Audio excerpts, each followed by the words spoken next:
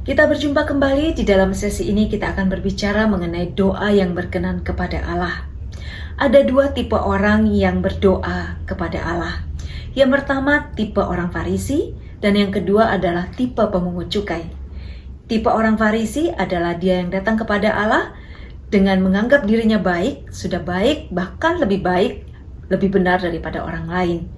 Datang kepada Allah untuk membanggakan segala yang telah dikerjakannya, mungkin pelayanan-pelayanannya atau segala amal baik yang sudah dilakukan.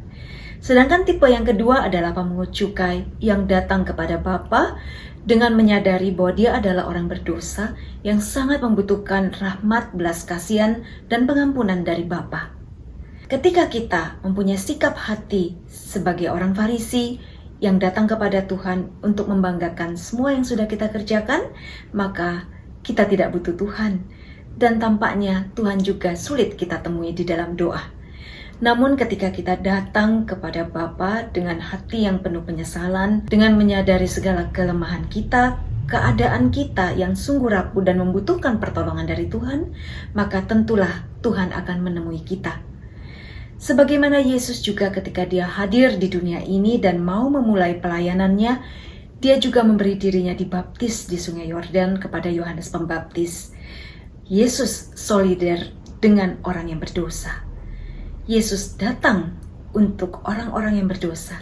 Dia mencari mereka yang sakit, yang lemah, yang membutuhkan pertolongan dari Tuhan. Setelah Yesus dibaptis, maka dia berdoa dan langit terbuka serta penuhlah ia dengan Roh Kudus. Roh Kudus membimbing Yesus ke padang gurun untuk menyiapkannya selama 40 hari berpuasa untuk memulai suatu karya yang penting di dunia ini. Memang karya Roh Kudus mengagumkan. Aktivitas doa juga dimulai oleh Roh Kudus yang sudah hadir di dalam diri kita lewat pembaptisan, dan juga secara khusus kita dikuatkan kembali di dalam pembaharuan hidup dalam Roh Kudus untuk menyadari kehadiran Roh Kudus di dalam diri kita. Hati yang berpaling kepada Allah karena Roh Kudus, itulah suatu doa Kristiani. Jadi doa bukanlah suatu teknik. Jadi doa tidaklah terkait dengan teknik, tetapi soal hati yang berpaling kepada Allah. Sebagaimana Paulus mengatakan di dalam Roma 8 ayat 14-16, bahwa Roh Kudus bersama dengan roh kita berpaling kepada Allah dan berseru, Abba, Bapa. Karena itu, kita tidak perlu khawatir apabila kita tidak mengerti mengenai teknik-teknik doa. Karena doa sesungguhnya bukanlah suatu teknik yang harus kita kuasai. Tetapi seperti kata Teresa Avila, doa adalah suatu relasi, suatu kemesraan dengan Allah Bapa kita.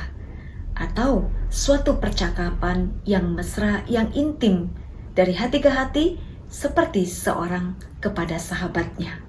Karena itu doa merupakan suatu yang sangat indah, suatu yang sangat agung, dan merupakan aktivitas yang paling berharga dari manusia. Suatu aktivitas yang dijiwai oleh Roh Kudus. Teknik-teknik doa memang perlu, khususnya ketika kita baru mulai belajar untuk menetapkan jam-jam doa secara teratur. Ketika kita mau mulai mengarahkan hati dan pikiran kita, memfokuskan akal budi kita pada kehadiran Tuhan, kesadaran kita, maka kita masih membutuhkan teknik.